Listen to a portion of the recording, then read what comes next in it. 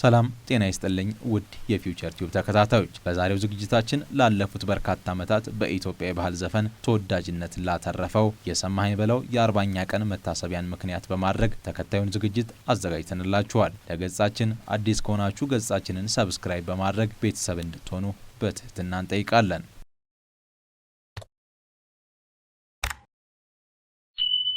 ባህር ዳር ካፈራቻቸው በርካታ የጥበብ ሰዎች አንዱ ነው። በባህር ዳር ተወልዶ በአራት ማዕዘን ሰፈር ቦርቆ ያደገው ፈገግታ አዋቂ፣ ንግግሩ ደስታን የሚያጭር ባላገር ነኝ ሲል ባላገርነቱን በኩራት የሚናገር ሰው ነው አርቲስት ሰማኸኝ በለው። በአዲስ አበባ ከተማ በአምቢስ ድልድይ አቅራቢያ በገጠመው የመኪና አደጋ የድልድዩ መጠሪያ በስሙ የሆነለት በሚኖርበት ቦሌ ቡልቡላ ሰፈር በስሙ የተሰየመለት በበርካቶች ተወዳጅ የባህል አርቲስት ነው። ሰማኸኝ እንቁጣጣሽ ብሎ ባይዘፍን አበባየሁሽ ብሎ ባያዜም አዲስ ዓመት በመጣ ቁጥር በዚህ ዘፈኑ ሁሌም ይታወሳል። ትንስራ ሆያ በላሆ ውጣ ኮበሌ ሆያ በላሆ ሽን ያነጃሌ ሆያ በላሆ። አርቲስት ሰማኸኝ ከአባቱ አቶ በለው ሹምዬና ከእናቱ ወይዘሮ እናትነሽ ቢልልኝ መስከረም 17 ቀን 1960 ዓ.ም የአባይና የጣና መፍለቂያ በሆነችው ውቧ ባህር ዳር ከተማ ተወለደ። በዚያው በባህር ዳር ከተማ ቀበሌ 03 ልዩ ስሙ አባ ፋሲሎ ትምህርት ቤት አካባቢ በተባለው ሰፈር እድገቱና የልጅነት ጊዜውን አሳልፏል። ሰማኸኝ ገና ከልጅነቱ ጀምሮ ለድምጽና ለሙዚቃ ልዩ ተፈጥሯዊ ተሰጥኦ የነበረው ሲሆን ማራኪ ድምጹና ደግነቱ የሱ መታወቂያዎች ነበሩ። ሰማኸኝ የመጀመሪያና ሁለተኛ ደረጃ ትምህርቱን በዚያው በባህር ዳር ከተማ በሚገኙት በሰርጸ ድንግል በአባ ፋሲሎና በጣና ሐይቅ ትምህርት ቤቶች ተምሮ አጠናቋል። ገና የ14 ዓመት ታዳጊ ያለ በባህር ዳር ህፃናት ኪነት ቡድን ውስጥ በመሳተፍ የረጅም ዘመን የጥበብ ጉዞውን አንድ ብሎ ጀምሯል። በጎጃምና በዙሪያው ላሉ ጀማሪ ሙዚቀኞች መነሻ የሆነውና ገናና ከሆኑት የኪነት ቡድኖች መካከል አንዱ የሆነው ግሽ አባይ የኪነት ቡድን የሰማኸኝ የሙዚቃ መነሻ ነበር። ሰማኸኝ በ1978 የግሽ አባይ ኪነት ቡድንን ሲቀላቀል ከህዝብ ጋር መገናኘትና የበለጠ ለኪነቱ ቅርብ እየሆነ መጣ።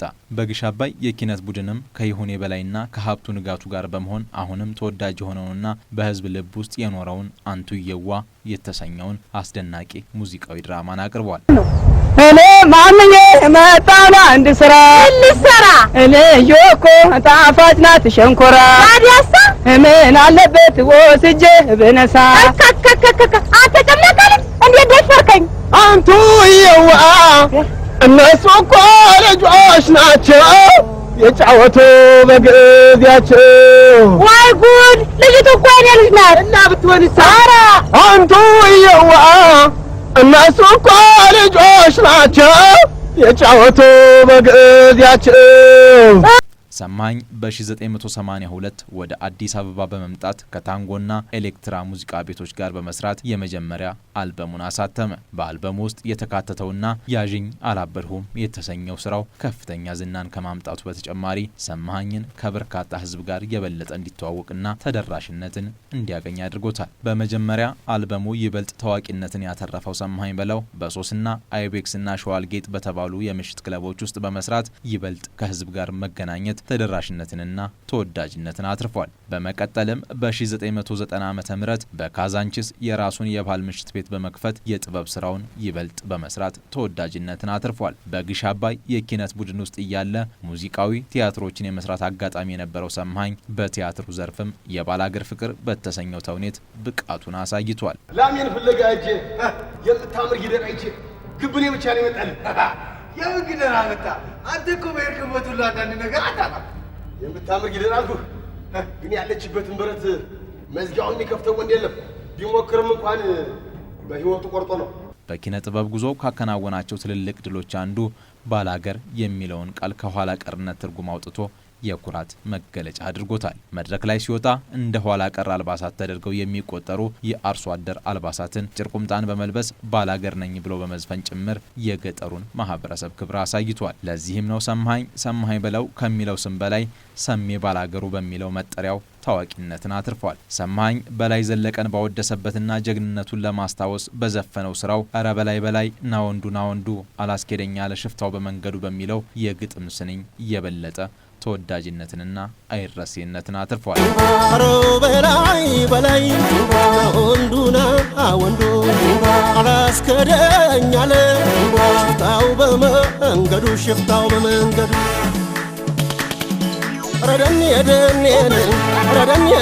የልጅነት ከተማውን ውቧን የባህር ዳር ከተማን ባወደሰበት ዲስካው የልጅነትና የበዓላት ትዝታን በሚቀሰቅሰው ደቦት እንስራ እንዲሁም ፈጣን ውዝዋዜ የታጀበ ዘገኛ የማይረሱ ስራዎቹ ናቸው። በተጨማሪም አረምኑን ሰጠሽ፣ ማነሽ ማነሽና ዝናቡ የተሰኙት ዘፈኖቹ ለሰማኸኝ በለው ተወዳጅነትን አትርፈዋል። ሰማኸኝ መድረክ ላይ በማይጠፋው ደማቅ ፈገግታውና ያለ ድምጽ ማጉያ መድረክን የመቆጣጠር ተፈጥሮ ብቃቱ ወደር አልነበረውም። ሰማኸኝ ዲስካው በሚለው ሰፈሩ የባህር ዳር ከተማን እያንዳንዷን ሰፈር አስቃኝቶናል። ዲስካው ቆጥቆጥማ ዲስካው ድባንቄ ዲስካው ቅጠል መንደር ዲስካው ጉዶ ባህር ዲስካው አባፋሲል ዲስካው ሽምጥ ዲስካው ዲፖ ዲስካው አየር ማረፊያ ዲስካው ቁጥባ መስጊድ ዲስካው ሀጃሪ ሰፈር ዲስካው ጎተራ ዲስካው ወራሚ ዲስካው ጠባቢ ዲስካው በገበያ ዲስካው አዴተራ ዲስካው አሞራ ሟኛ ዲስካው ጋራጅ ሰፈር ዲስካው ቀማው ሰፈር ዲስካው በዚያ ግድኡ ዲስካው በዚያ ግድኡ ዲስካው በፍቅር ነው እንጂ ሲነኩት አይወድም በፍቅር ነው እንጂ ሲነኩት አይወድም። ሀገሬን ትዳሬን ስራዬን ወዳለሁ የሚለው ሰማኸኝ በ1982 ዓ.ም ከወይዘሮ ገበያነሽ አባተ ጋር ትዳር መስርቶ 4 ወንድ ልጆችን በማፍራት አሳድጓል። የልጅ ልጆችንም ለማየት ታድሏል። በማህበራዊ ህይወቱም ለታመመ ደራሽ፣ አረጋውያንን አቃፊና ታማኝ ጓደኛ እንደነበር ወዳጆቹ ይመሰክራሉ። ጨዋታ አዋቂና ቀልድ የሚያውቀው ሰማኸኝ በአንድ ወቅት እንዲህ ሲል ፈገግ አድርጎን ነበር። ያለ ባላገር ነው ያልቃል ወጣና ይባላል አለ ሲል አለ አለች ምን አለ በየአይነቱና ሽሮ ተጋቢ ነው አለ ከለጥ አርገኝና እንደዚህ እስኪ በየአይነቱ ያልሽውን አምጪ ብሎ ቁጭ አለ ከጎኔ አላወቀህም አልለየኝ እሺ ቁጭ አለ በየአይነቱ ቀረበለት በኋላ ጎመን ሰላጣ ምናምን ቲማቲም በጣም እንዲህ በዚህ ነው አጣቱ ገፋ ገፋ አደረጋት አስተዋለው ምግቡን ስንት ነው አንቺ ሳይበላው አዎ በእጁ እንዲህ ነካክቷታል ሌላውን አይደል ስንት ነው አንቺ አለ 30 ብር ትለዋለች ከውስጥ እኔ ሳቂያፍኖኛል ምክንያቱም ይሄ ሰውዬ በእጁ ነካክቷታል ምን ሊያደርግ ነው 30 ብር ትለዋለች አየው አሁን ምግቡና ገልመጥ አድርጎ አሰረባለሁ ብለው አላት ይላል ሴትየዋ አይቻልም ትለዋለች ከውስጥ እሱ አራታይ ነው ብለው ደገሙ በቃ እኔ አልቻለሁኝም ሳቅሁኝ ስስቅ ምን ነው ጌታው ዋጋ መከራከር በአገራችን ያስቃል እንዴ አለኝ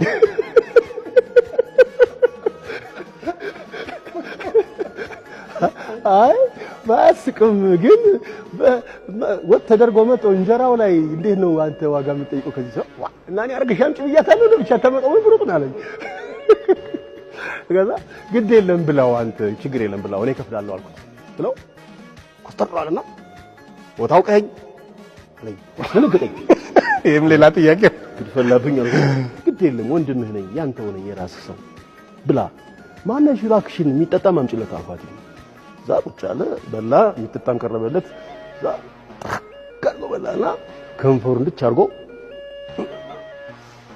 እኔ አይደለም ያመሰገነው ምን የተባረከ ቀን ነው እናንተ በቃ ምን የተባረከ ቀን ነው አለና ብድግ አለ እጁን ታጠበ አውቀው ነው አለችው ሴትዮዋ አራራውቂው አላት ሰሜ ባላገሩ እኮ ነው አረ ባላገር የጠጋባ ሀገር ባላገር የሚለው አለችው ዱላውን ወረወረና እንዲህ ያለው ሸጋ መኳንንት ምን ችግሩ ነው ታዲያ ያችን ጥብቆ ለብሰ መከራ የምታያለኝ በቃ ሰማኸኝ የግሽ አባይ የኪነት ቡድንን ትቶ ወደ አዲስ አበባ መጓዙን የኪነት ቡድኑ አሰልጣኞች አልወደዱለትም ነበር። በአንድ ምሽትም ሰማኸኝ በአዲስ አበባ በሚሰራበት አንድ የምሽት ክበብ ውስጥ ስራውን እያቀረበ ትቶት የመጣበትን የግሽ አባይ ቡድን አሰልጣኞች በሚሰራበት የምሽት ክበብ ከታዳሚ ወንበር ላይ ቁጭ ብለው አያቸው። ሰማኸኝ ያኔ ነበር በድንጋጤ የዘፈኑን ግጥም ወደ ጸሎት ቀይሮ በድንጋጤ መድረክ ላይ የኔ አበባነሽ የሚለውን የመድኃኔዓለም ያለሽ ሲል የዘፈነው። ሰማኸኝ በአንድ ወቅት ከካዛንቺስ ወደ ወደ አዋሬ መስመር እያሽከረከረ ከጎኑ ካለው መኪና ላይ አንድ ቁምጣ የለበሰ ሎተሪ አዟሪ ሾፌሩን ጠጋ ብሎ ጋሼ ሎተሪ ግዛኝ ይላል። መሪውን ጨብጦ ከወንበሩ ቁጭ ያለው ከተሜም ሎተሪውን ከመግዛት ይልቅ ሎተሪ አዟሪውን ከላይ እስከታች እየተመለከተ በለበሰው ቁምጣ እያሾፈ ከተሜነቱ ልቡን አሳብጦት አይ ባላገር ሲል ይሳለቅበት ጀመር። ይህንን የተመለከተው ሰማኸኝ አፈር ለሚበላው ለሚበሰብሰው ለዚህ ፈራሽ ገላ ቁምጣ መቻነሰው እያለ አረ ባላገር በሚለው ሙዚቃው ባላገርነቱን አክብሮ ቁምጣውን ለብሶ ያቀነቀነው እንዲህ ሲል ነበር። አገር ባጠቀመ ለሱ ቁምጣ ታጥቆ ወዴት ይደረሳል ባላገር ተንቆ አረ ባላገር በአንድ ወቅት በሀገሪቱ በተፈጠረ ረሃብ ለወገኖቹ መጽቶ አስተባብሮ እርዳታ በማድረስ ለወገን ደራሽነቱን አሳይቷል። ስራውን ሚስቱንና ሀገሩን እንደሚወድ ደጋግሞ ለመናገር ወደ ኋላ የማይለው ሰማኸኝ ገና ከሁለተኛ ደረጃ ትምህርት ቤት ጀምሮ ከተዋወቃት የልጅነት የከንፈር ወዳጁ ጋር ትዳር መስርቶ 4 ልጆችን ወልዶ ለመሳም በቅቷል። አልፎ ተርፎም የልጅ ልጅ አይቷል። በችግር አብራኝ የነበረችውን ሴት ለምን ስደላደል ተዋታለሁ የሚለው ሰማኸኝ ሚስቱን እንዲህ ሲል ነበር የሚጠራት። አንድ አካል አንድ አምሳል ወደ መሆኑ ስትጠጋት ትዳር ስትመሰርት እናትክን አባትክን ጥለህ ነው አንድ አካል አንድ አምሳል የምትሆነው እና እናትክን የምትተካልህ ሚስት አንዳንዴ ታገኛለህ። ይሄ እንደ እድልም ይመስለኛል። እንግዲህ እኔ ታድያለሁ እላለሁ። ይሄንን እግዚአብሔር የተመሰገነ ይሁን። በዚህ አጋጣሚ ልገልጸው የምፈልግ በቃ ከእናቴ የማታንስ የምትበልጥ እንጂ የማታንስ ሚስት አጋጥሞኛል እግዚአብሔር። ስለዚህ እናትዬ እላታለሁ። ለዚህ ነው እናትዬ የምላት። በ1994 ዓመተ ምህረት በመኪና አደጋ በሰው ላይ ጉዳት አድርሶ የፍርድ ቤት ክርክር ነበረበት። በመሃል ለሙዚቃ ዝግጅት ወደ አሜሪካ ቀና። በዚያው ያለም ጉዳዩን ሲመረምር የቆየው ፍርድ ቤት ሰማኸኝ በሌለበት የ4 ዓመት የእስራት ውሳኔ አስተላለፈበት። ባለበት ይህንን የፍርድ ውሳኔ የሰማው ሰማኸኝ ትኬት ቆርጦ ወደ ኢትዮጵያ ተመልሶ እጁን ለፖሊስ ሰጥቶ ለፍትህ ያለውን ክብርና ለሕግ ተገዥነቱን አስመስክሯል። ተወዳጁ የባህል አርቲስት ሰማኸኝ በለው ከቅርብ ጊዜ ወዲህ የበለጠ አሳሳቢ የሆነ የመጣውን ውፍረቱን ለመቀነስ የተለያዩ አይነት የሕክምና ዘዴዎችን ሲጠቀም ቆይቷል። ሰኞ ሰኔ 8 ቀን 2018 ዓ.ም ድካም ተሰምቶኛል በሚል በልጆቹ ወደ ሆስፒታል የተወሰደው ሰማኸኝ በለው በተወለደ በ58 ዓመቱ ህይወቱ አልፏል። ሰማኸኝ በሚኖርበት ቦሌ ቡልቡላ ደብረ መድኃኒት ቤተክርስቲያን ሰኔ 9 ቀን 2018 ዓ.ም ስርዓተ ቀብሩ ተፈጽሟል። ፊውቸር ቲዩብ ለባለቤቱ፣ ለልጆቹ፣ ለወዳጆቹና ዘመዶቹና ለመላው የጥበብ አፍቃሪ መጽናናትን ትመኛለች። ውድ የፊውቸር ቲዩብ ተከታታዮች የአርቲስት ሰማኸኝ በለውን የ40ኛ ቀን መታሰቢያን አስመልክቶ ያዘጋጅንላችሁ ጥንቅር የተከታተላችሁትን ይመስል ነበር። በቀጣይ በሌላ ቪዲዮ እስከምንገናኝ በያላችሁበት ሰላም ሁኑ።